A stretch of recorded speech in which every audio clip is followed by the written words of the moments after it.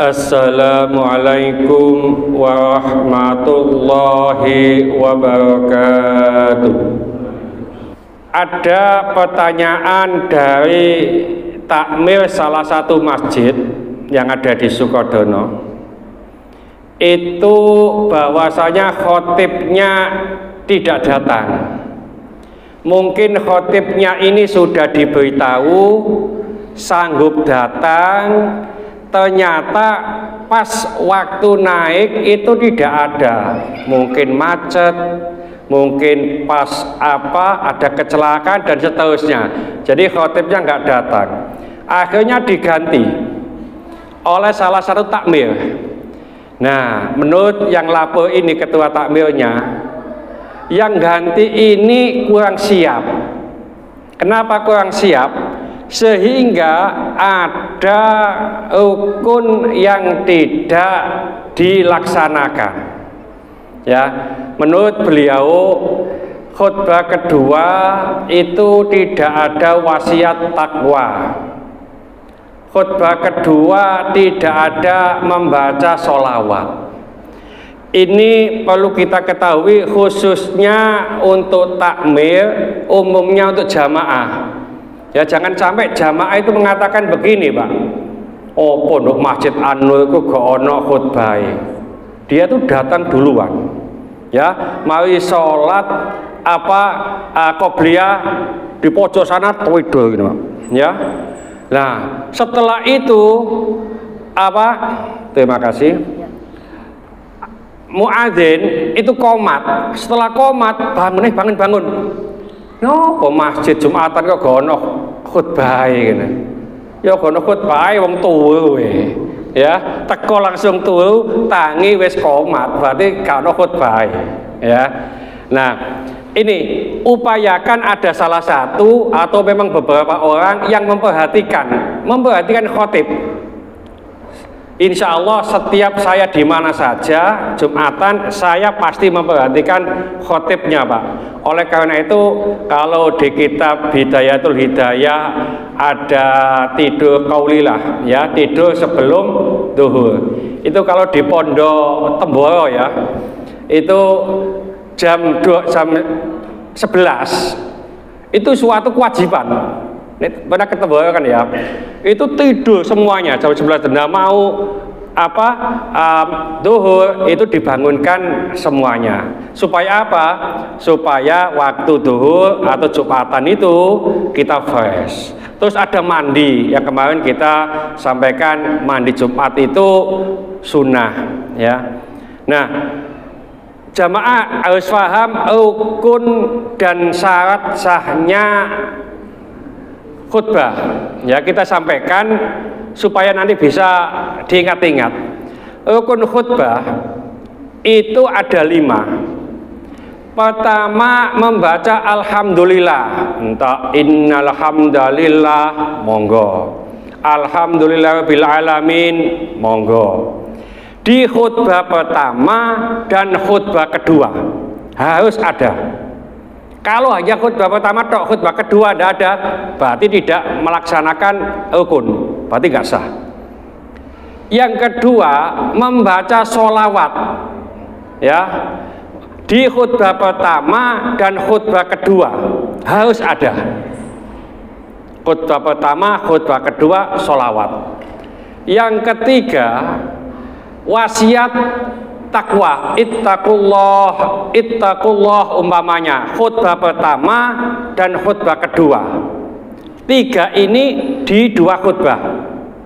Nah, yang keempat, baca ayat suci Al-Quran di salah satu khutbah. Boleh pertama tok, boleh kedua tok, boleh kedua-duanya. Tapi salah satu harus baca Al-Quran. Yang kelima adalah berdoa untuk umat Islam, umat mukmin. Allahumma ighfir lil muslimin wal muslimat di khutbah kedua. Kalau itu sudah dilakukan, isi khutbah itu pengumuman umpamane, tidak apa-apa sudah.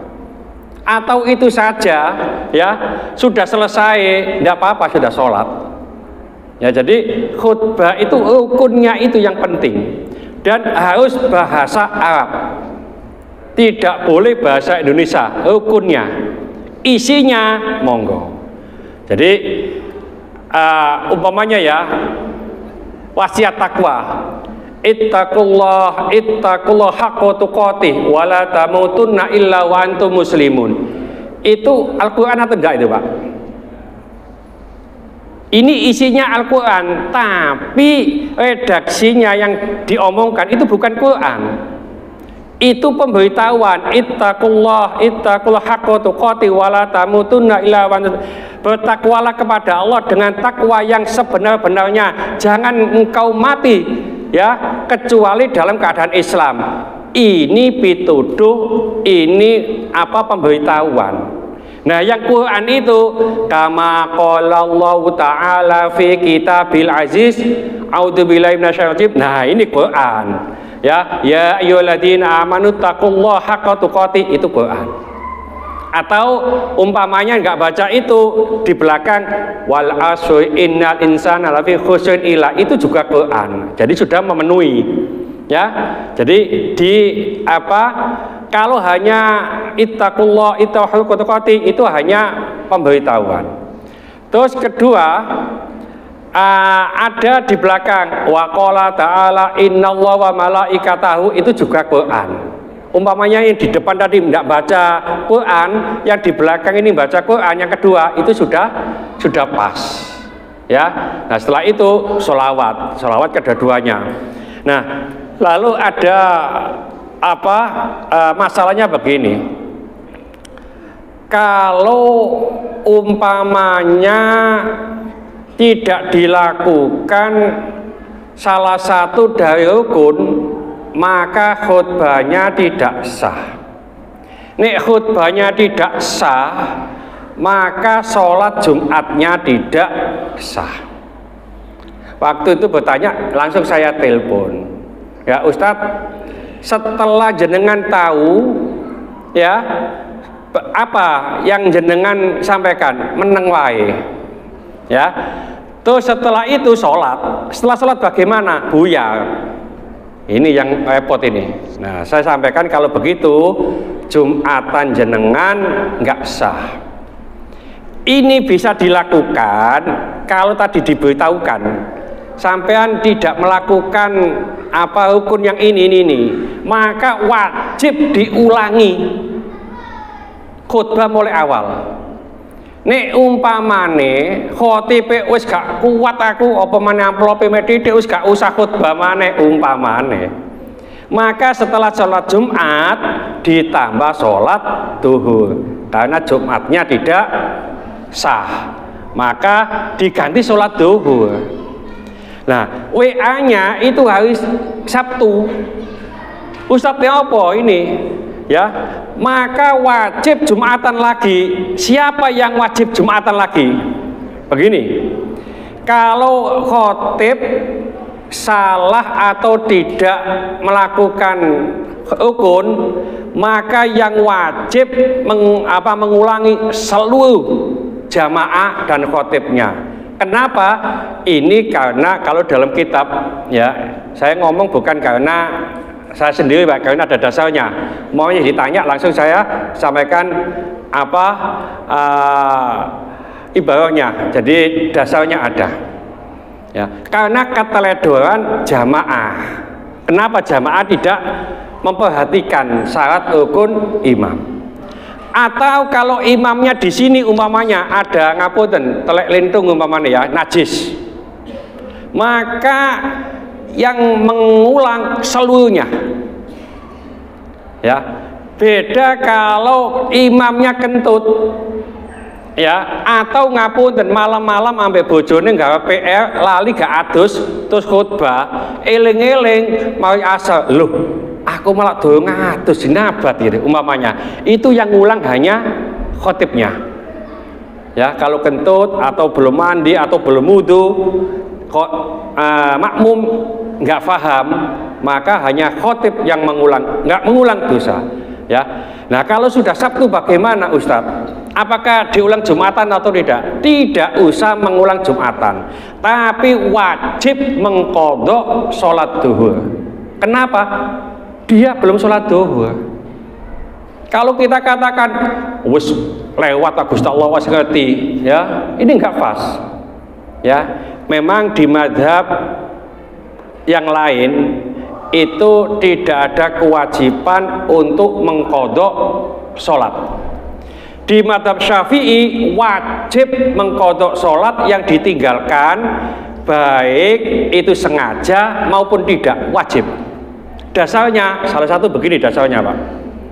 Rasulullah hadis sahih bisa dilihat di kitab Bulughul Maram. Rasulullah itu disibukkan oleh perang, oleh orang musyrik. Nggak bisa sholat duhur, sholat asar, sholat maghrib, nggak bisa sholat. Akhirnya malam ini bisa sholat. Lalu dikumpulkan, karena perang zaman dulu itu malam sudah tidak perang, Pak. Beda kalau sekarang ya.